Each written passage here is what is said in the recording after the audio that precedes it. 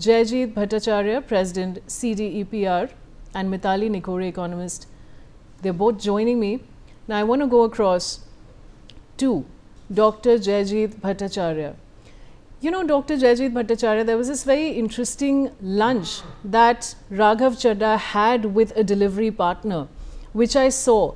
And the delivery partner raised a number of pertinent points on how much, these delivery partners are made to suffer. So in this scenario, do you agree with what Deepinder Goyal is saying?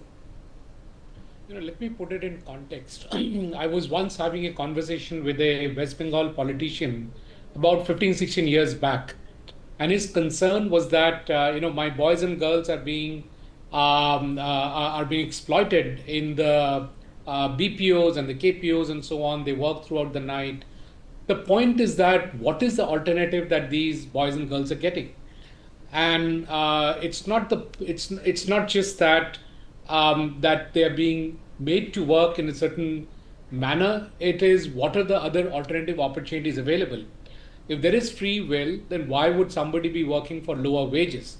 Now, some of the regulatory interventions which are required when the market forces break down is where the lower wages, the minimum wages are put in, and regulations which lead to benefits for the gig workers are put in, which ensures that all the companies follow that. But beyond that, it's ultra wise for a company to not execute what it's supposed to execute.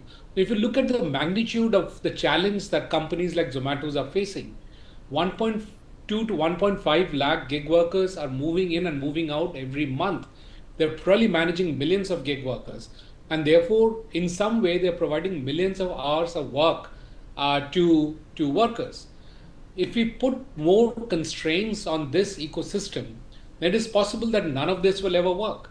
So we have actually reached a stage where there are a lot of gainful employment is happening.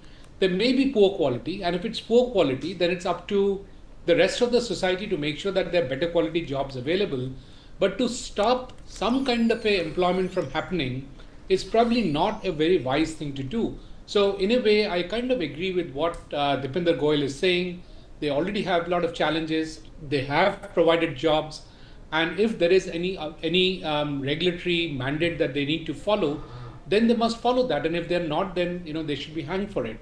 And if there are more regulations needed, because as we all know, market forces don't always solve the problem, and therefore regulations are needed to make sure that that the breakage that's happening is taken care of through the regulation. Then those regulations needs to be introduced, and thankfully the government is introducing those regulations, which make sure that gig workers get a social security support, they get the insurance that is needed, and in fact Zomato itself has been on its own providing the insurance.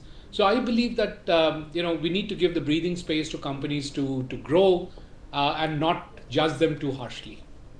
All right.